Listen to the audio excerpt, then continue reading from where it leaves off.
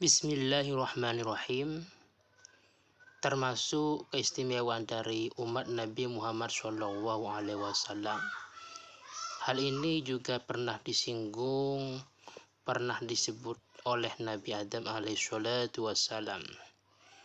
Di dalam kitab Tanbihul Ghafilin dijelaskan, wa dzukira anna Adam alaihissalam qala Inna Allah Ta'ala a'ta ummata Muhammad sallallahu alaihi wasallam arba'a karamat ma a'taniha.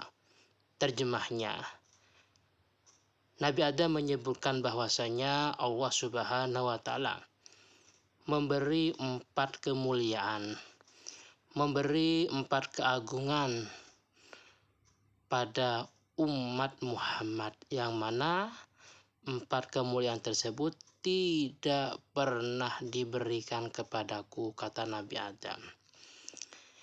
Yang pertama, ahaduha inna qabula taubati atau anna qabula taubati kana bi Makkah.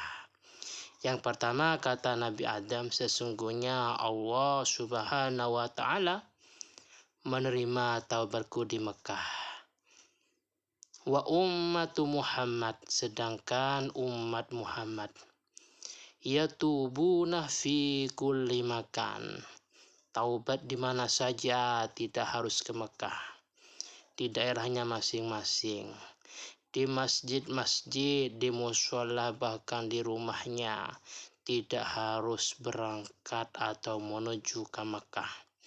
Tapi fayataqabbalullahu taubatahum, Allah Ta'ala menerima taubat kita umat Muhammad.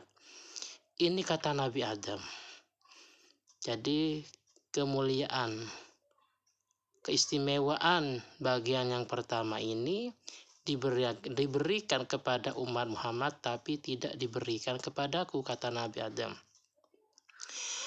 Wasani, yang kedua, bagian yang kedua, anni kuntuh labisan falamma aswaitu ja'alani uryanan. Kata Nabi Adam, pada awalnya saya memakai baju, tapi ketika bermaksiat kepada Allah, yaitu melanggar aturan tidak boleh mendekati pohon khuldi, itu secara zahir beliau bermaksiat, akan tetapi secara batin beliau melaksanakan perintah Allah. Ketika saya bermaksiat kepada Allah, maka ja'alani uryanan, langsung telanjang. Allah Ta'ala menjadikanku sebagai orang yang bertelanjang. Kata beliau, sedangkan wa ummatu Muhammad, sedangkan umat Muhammad ya'sunah urwatan fayalbisuhumullah, umat Muhammad bermaksiat dalam keadaan telanjang, akan tetapi Allah Ta'ala memberi mereka pakaian atau baju. Bagian yang kedua ini termasuk keagungan yang diberikan kepada kita selaku umat Muhammad, akan tetapi Nabi Adam tidak mendapat keistimewaan semacam ini. Wasalisuh, bagian yang ketiga, kemuliaan keagungan yang ketiga, anni lamma aswaitu furriqo baini wa bainam ru'ati. Ketika saya bermaksiat, kata Nabi Adam, langsung dipisah antaraku dengan istriku, dengan Ibu Hawa. Dipisah, yang satunya ada di Jeddah, yang satunya ada di India. Bayangkan, antara suami istri gara-gara melanggar aturan Allah, dipisah dengan waktu yang sangat lama, dipisah dengan jarak yang sangat jauh, satunya di India, satunya di Jeddah. Wa ummatu Muhammad, kata Nabi Adam. Sedangkan umat Muhammad, lagi-lagi umat Muhammad, sunnah mereka bermaksiat bahkan terang-terangan, bahkan dosa besar. Jadi tidak cukup sembunyi-sembunyi, tidak cukup dosa kecil, akan tetapi secara terang-terangan bahkan dosa besar yang dikerjakan. Apa dosa besar? Yaitu seperti membunuh, seperti zina muhson, seperti minum minuman keras, seperti durhaka kepada orang tua. Itu termasuk kategori dosa besar, atau seperti melarikan diri dari medan perang. Umat Muhammad mereka bermaksiat, tapi wala yufarraqu bainahum wa baina azwajihim, akan tetapi antara mereka umat Muhammad dengan para istrinya tidak dipisah. Para jemaah yang dirahmati Allah, seandainya ini juga terjadi kepada kita ketika kita bermaksiat kepada Allah, baik dikarenakan tidak melaksanakan perintahnya, waktunya sholat, tidak sholat, masuk di bulan Ramadan tidak mau puasa, seandainya memberi sebuah azab, sebuah sanksi yang semacam ini, langsung tafrik, langsung dipisah. Yang satunya di Banyuwangi, yang satunya di Banten umpamanya, kira-kira bagaimana? Akan tetapi karena ini termasuk khususiyah, keistimewaan, sebuah kemuliaan yang diberikan kepada kita selaku umat Muhammad SAW.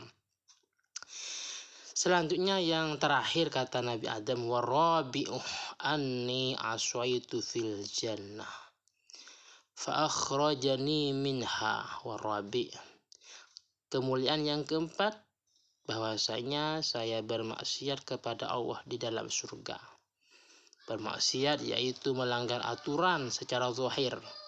Jadi kita harus meyakini bahwasanya para nabi, termasuk Nabi Adam, itu semuanya maksum. Al-anbiya kulluhum maksumunah, sawa'un kana sahwan aw amdan, shaghiratan aw kabiratan, bahwasanya seluruh para nabi itunya bebas dari dosa, entah sengaja maupun lupa, entah dosa kecil maupun dosa besar, semuanya.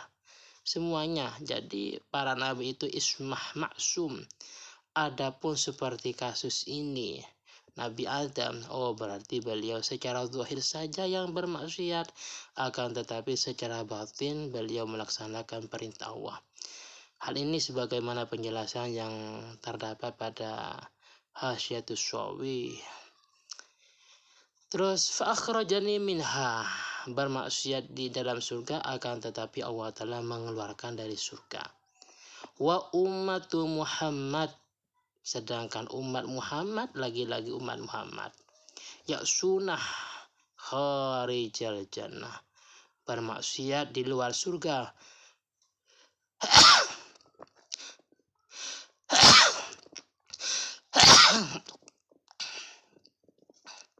Fayadkhulunaha bitaubah, dan mereka semua masuk surga melalui taubatnya. Jadi umat Muhammad bermaksiat di luar surga, tapi masuk surga melalui taubatnya.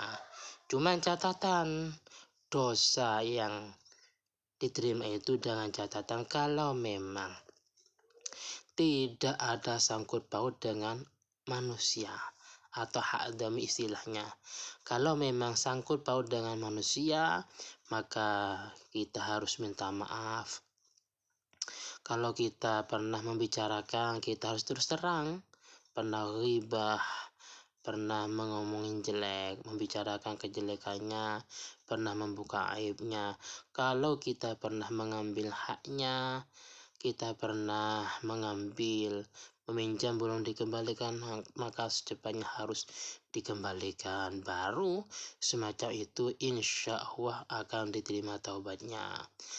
Para jemaah yang dirahmati Allah, mungkin ini yang bisa saya sampaikan, dan jika ada kesalahan saya mohon maaf, dan semoga manfaat dan barokah walaupun sangat singkat dan sangat sedikit. Akhiran, wassalamualaikum warahmatullahi wabarakatuh.